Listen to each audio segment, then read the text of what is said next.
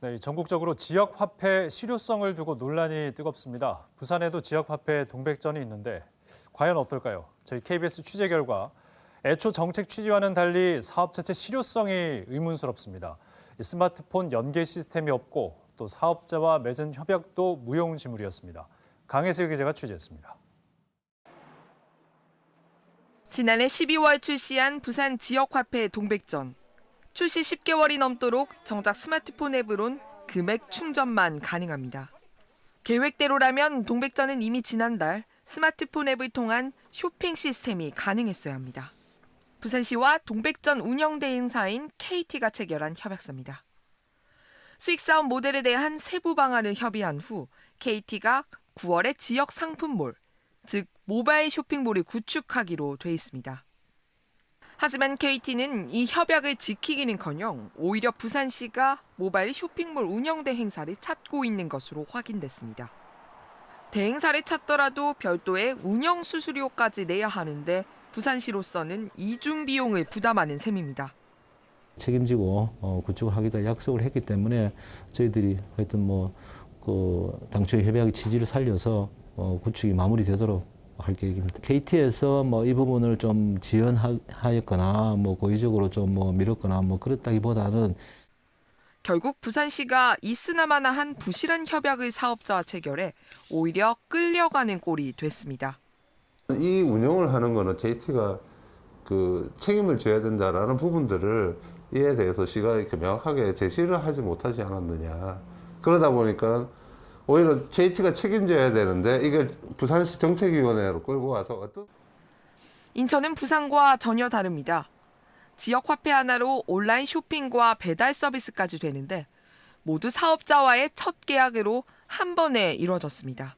하나하나 시스템을 올릴 때마다 비용이 발생되는 구조로 가면은 나중에는 엄청난 비용이 발생이 되겠죠. 비용이 안 들어가는, 그러니까 자체 시스템 내에서 그 비용을 해체할 수 있는 방법으로. 취재가 시작되자 부산시는 뒤늦게 KT의 쇼핑몰 구축 비용을 지불하고 협약을 이행하라고 통보했습니다. 하지만 사업자가 이를 지키지 않아도 책임을 물을 방법은 없습니다. KBS 뉴스 강예슬입니다. 네, 지역화폐 동백전 관련 KT와의 협약에 문제점이 많아 보이는데요. 이 문제를 취재한 기자와 함께 좀 더 자세한 얘기 나눠보겠습니다. 강혜슬 기자 스튜디오에 나와 있습니다. 어서 오십시오. 네. 자, 그러니까 KT가 애초 협약대로 온라인 쇼핑몰 구축 약속을 지금 지키지 않고 있다는 건데, 그런데 일각에서는 이게 또 예견된 어떤 일이다 이런 또 지적이 있다고요. 어떤 내용입니까? 네, 그렇습니다. 당초 운영 대행사를 KT로 선정할 때부터 잡음이 끊이지 않았는데요. 네네. 전문가들과 시민단체들은 이 쇼핑몰 구축 기술 개발이 있는 운영 대행사를 처음부터 지정해야 된다 이렇게 주장을 했습니다. 네. 그래야 이 쇼핑몰 기술 개발 별도의 개발 없이 이 사업을 시행할 수 있기 때문인데요. 네. 하지만 부산시는 이를 받아들이지 않았습니다. 정리해보자면 동백전 출범 때부터 현재의 결제 서비스 시스템과 온라인 서비스를 결합한 이른바 온오프라인 통합 지역 화폐를 만들겠다는 게 시의 목표였습니다. 실제 해당 기술을 구축할 수 있는 업체가 입찰에 들어오기도 했고요. 하지만 부산시는 기술 개발의 안정성 등을 이유로 대기업인 KT를 결국 운영 대행사로 선정했고 이 대행사는 약속을 지키지 않고 있는 상황입니다. 네, KT가 대기업이기 때문에 좀 기술적인 안정성이 있을 거라고 보고 아마 부산시가 선택을 하지 않았나 생각이 드는데 전혀 지금 그렇게 진행이 되지 않고 있다는 말씀이신 거군요. 네, 맞습니다. 이것 같은 경우에는 이 다른 지자체인 인천과 비교해보면 더 명확하게 부산시가 KT에 끌려다니고 있다 이것을 네. 알 수 있는데요. 인천도 부산시가 최초로 구상했던 온 오프라인 통합 체계를 운영하고 있습니다.